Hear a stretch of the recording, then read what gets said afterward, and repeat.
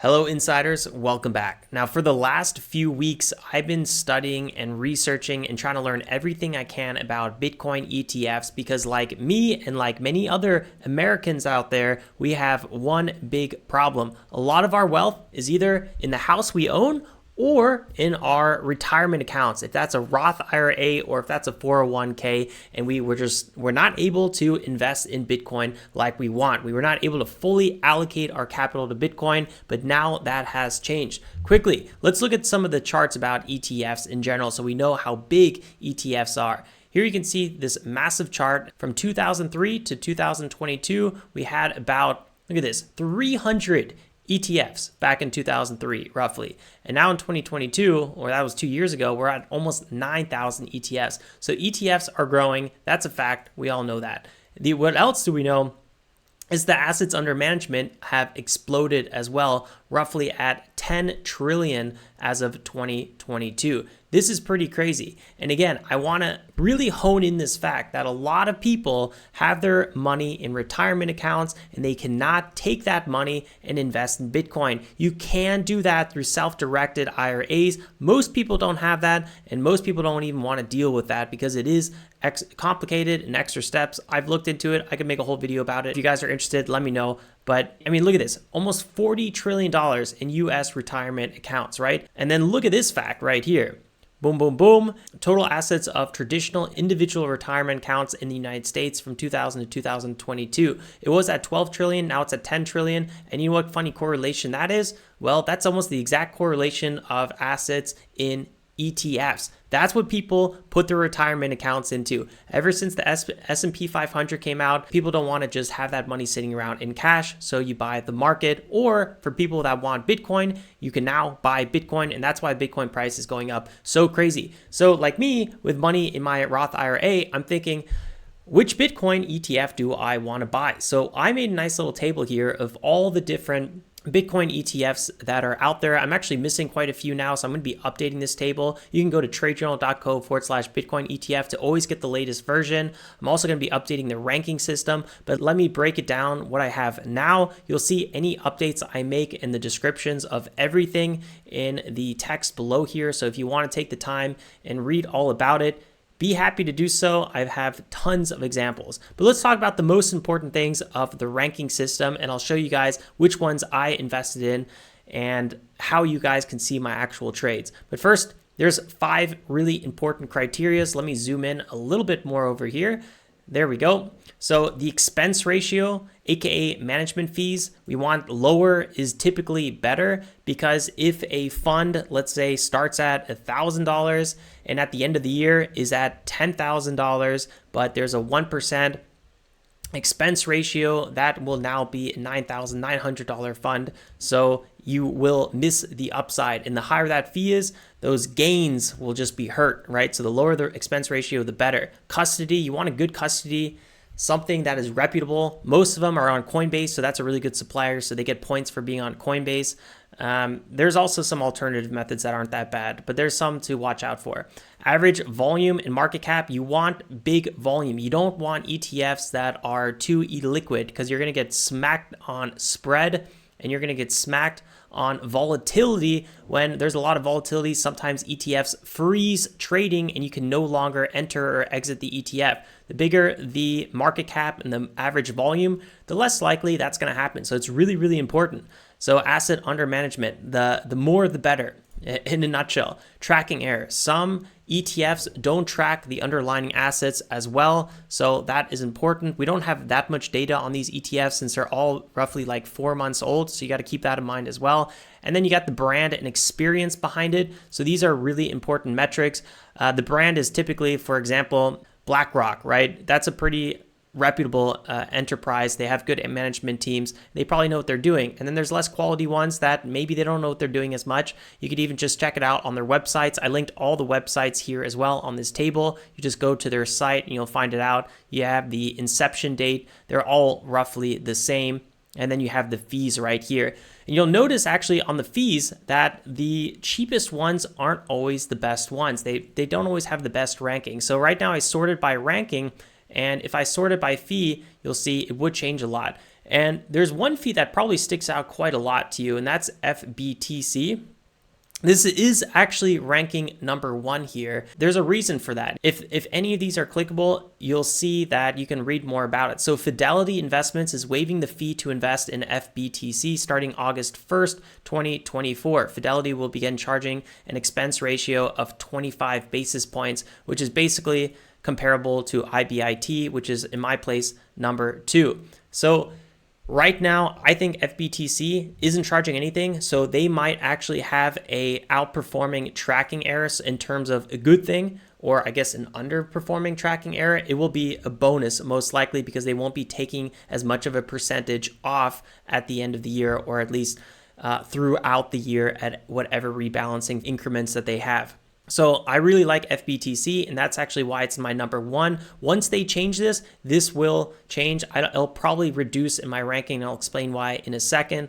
Also, I forgot to mention this table updates automatically every day at 2 a.m. Eastern time. These prices are for yesterday's close, and that's why we update first thing in the morning. Let's go through this ranking one at a time using these. So the expense ratio we just talked about, and that is pretty clear. You don't want anything too high like GBTC. This is one of the legacy funds, and they're charging an arm and a leg just because they think they're secure and they're legacy, but I would not be paying that premium, and they're actually losing a lot of volume because a lot of people are leaving GBTC, which actually might hurt their tracking error even more. So I'm not a big fan of GBTC. Fidelity is self-hosting, so that is potentially a red flag depending on their experience and your belief in their experience.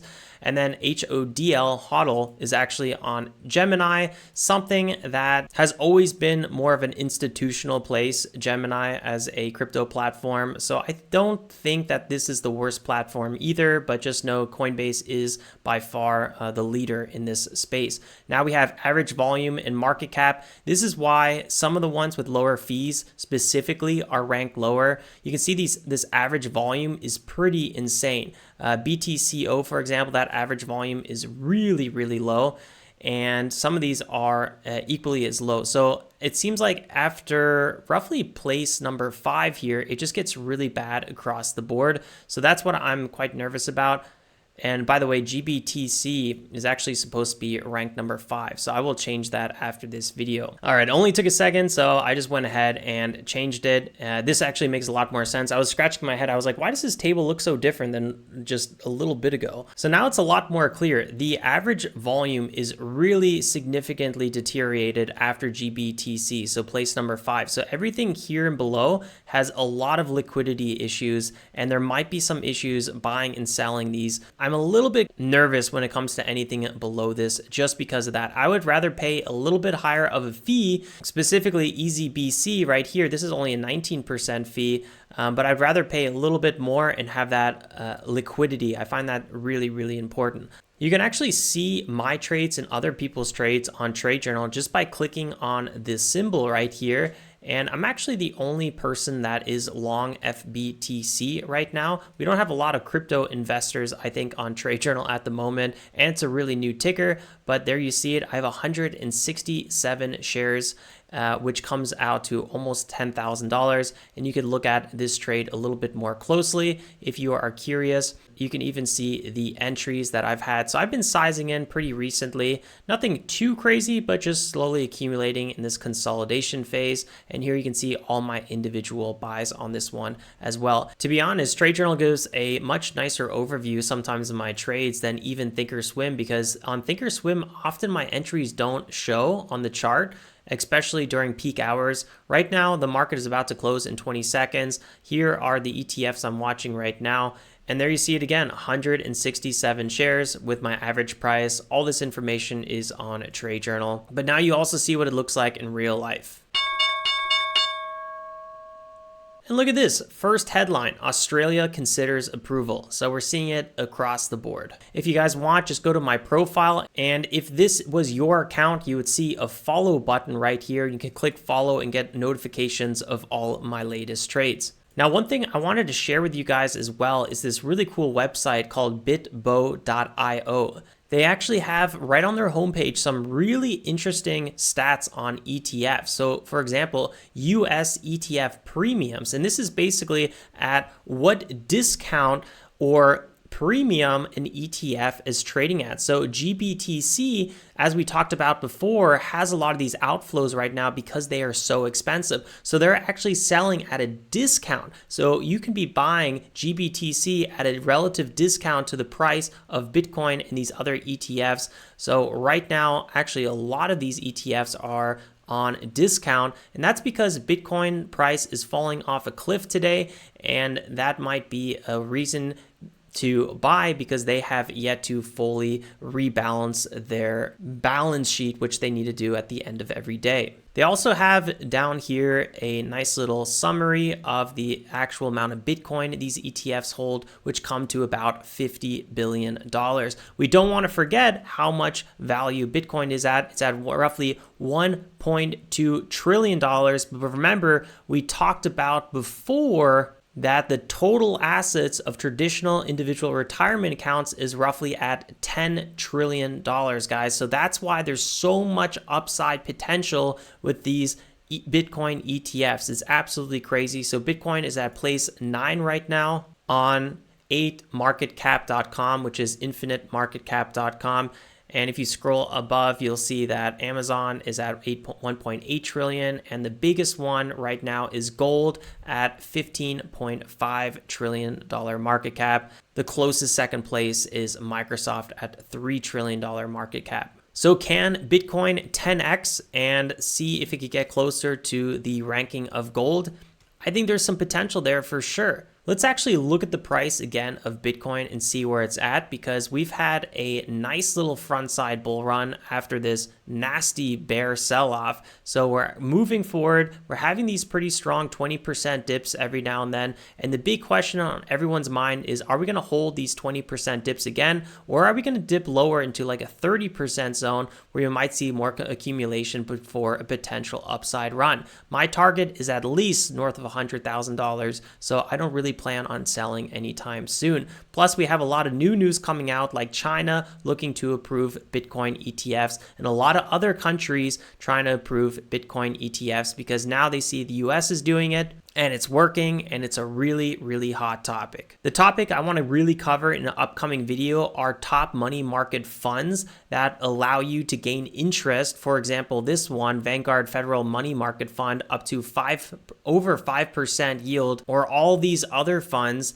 so you can beat inflation while you are looking for that entry on that Bitcoin ETF that you've been waiting to buy. So if you don't want to miss that video, you know what to do. Thanks for tuning in, guys, and dropping that like. I'll see you next time.